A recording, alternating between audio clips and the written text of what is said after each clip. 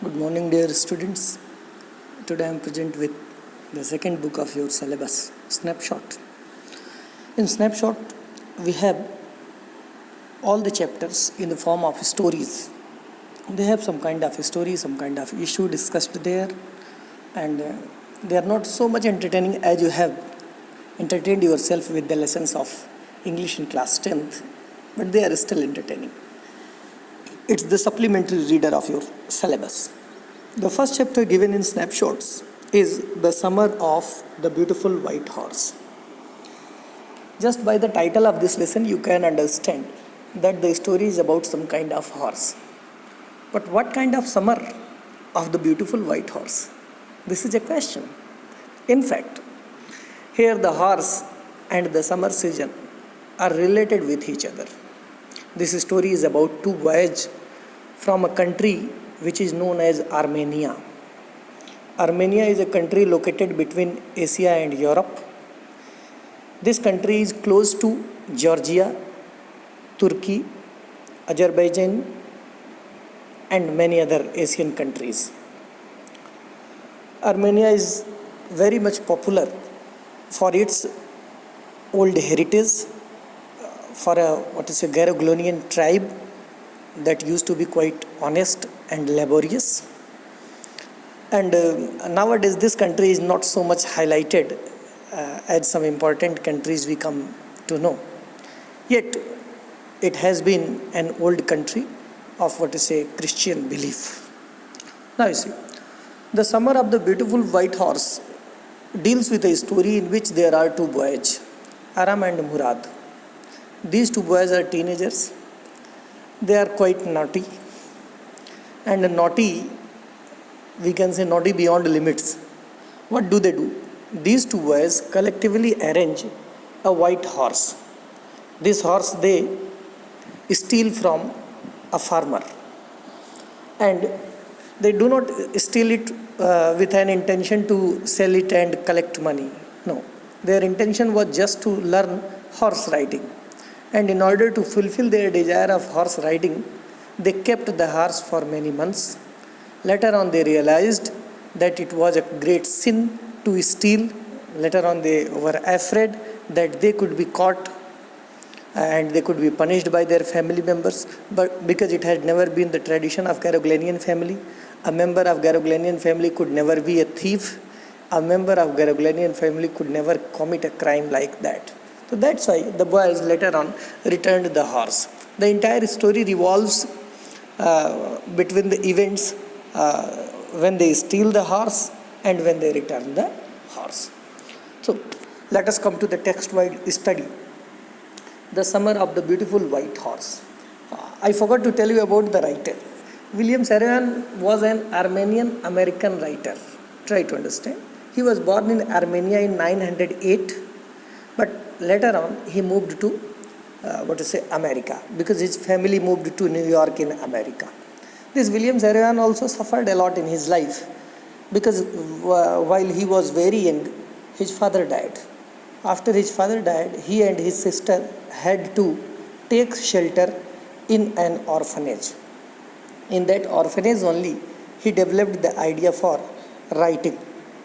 In fact, his father was also a writer, and one day when his mother showed him the writings of his father, he was beautifully inspired to become a writer. In this way, he also turned to be a writer. In 1940, he was awarded the Pulitzer Prize, and I think he lived up to 1981. In 1981, he died. This is in short about William Serran. Now let us start the story text-wise so that you can understand well. One day back there in the good old days when I was 9 and the world was full of every imaginable kind of magnificence and life was still a delightful and mysterious dream, my cousin Murad, who was considered crazy by everybody who knew him except me, came to my house at 4 in the morning and woke me up tapping on the window of my room. Now you see. Narrator of the story is Aram. Aram tells us here it was a very fine day, because fine days were there in his life those days. He was just 9 years old, and life was full of various kinds of dreams and splendor. It means he had various kinds of dreams and splendor in his life. He was always thinking of colorful future. Now, it was early in the morning, and there came his cousin whose name was Murad.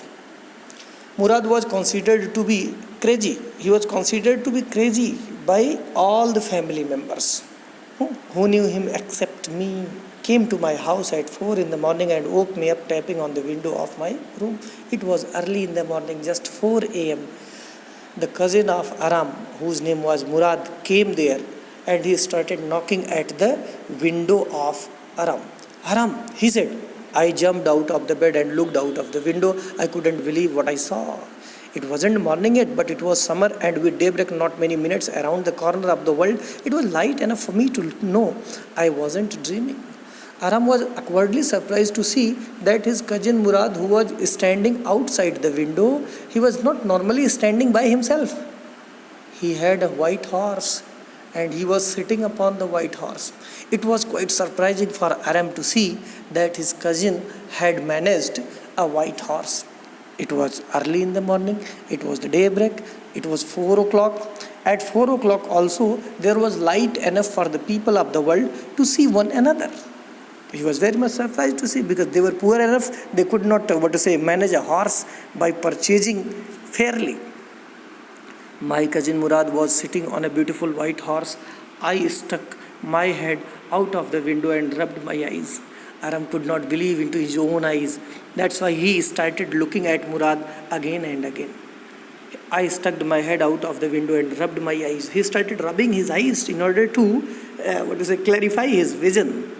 Yes, he said in Armenian, it's a horse, you are not dreaming, make it quick if you want to ride. And Murad now re-clarified to Aram that it was a horse only upon which he was sitting, and if Aram also wanted to ride, he could accompany him. I knew my cousin Murad enjoyed being alive more than anybody else who had ever fallen into the world by mistake, but this was more than even I could believe. Aram had already some kind of trust in Murad, that Murad was a crazy kind of boy, and he lived every moment of his life in a different way. He enjoyed himself in a different way, but this was totally different way, because managing a horse is not an easy thing. And a boy from such a kind of poor family, how could he manage a horse for himself? In the first place, my earliest memories had been memories of horses, and my first longings had been longings to ride. Aram again tells us here that he also dreamed of horses. He also had a great wish for horse riding, but he could not fulfill this wish of having horse, this wish of riding horse. This was the wonderful part. In the second place, we were poor. This was the part that wouldn't permit me to believe what I saw. But it was a wonderful part of his life, and he could not believe into his own eyes, because they hadn't been able to purchase a horse. And how had his cousin Murad had purchased the horse? It was a matter of surprise. Here Aram was afraid that his cousin Murad had stolen the horse. We were poor, we had no money, our whole tribe was poverty stricken. The entire Garoglanian family was in poor state. Every branch of the Garoglanian family was living in the most amazing and comical poverty in the world.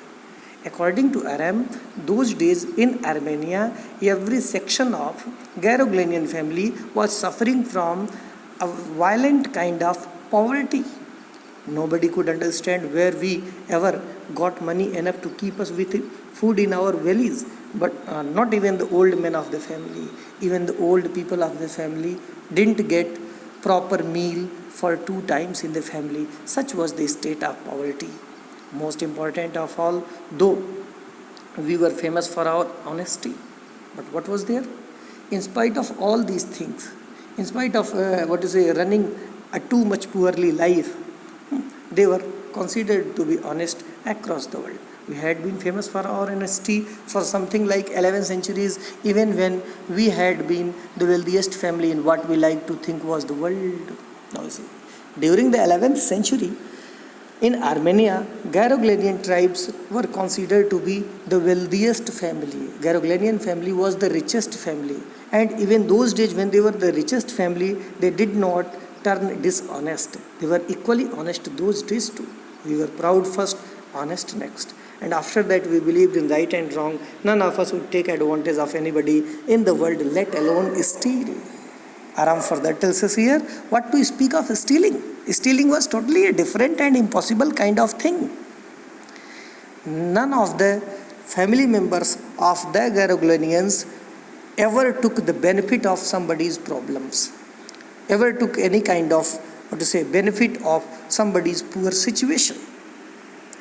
Consequently, even though I could see the horse so magnificent, even though I could smell it so lovely, even though I could hear it breathing so exciting, I couldn't believe the horse had anything to do with my cousin Murad or with me or with any of the other members of our family, asleep or awake, because I knew my cousin Murad couldn't have bought the horse, and if he couldn't have bought it, he must have stolen it, and I refused to believe he had stolen it.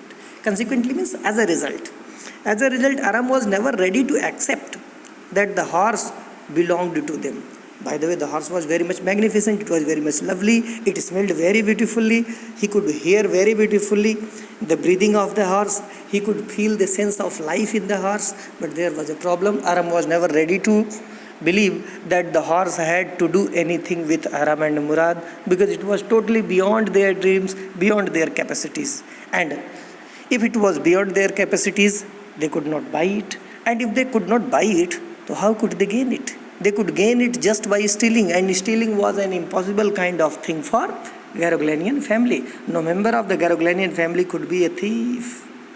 Another thing was there, any member of Garoglanian family could never be a thief, it was also sure. So I gave you the lecture up to here only. Remaining lecture I'll give you tomorrow. Thank you very much.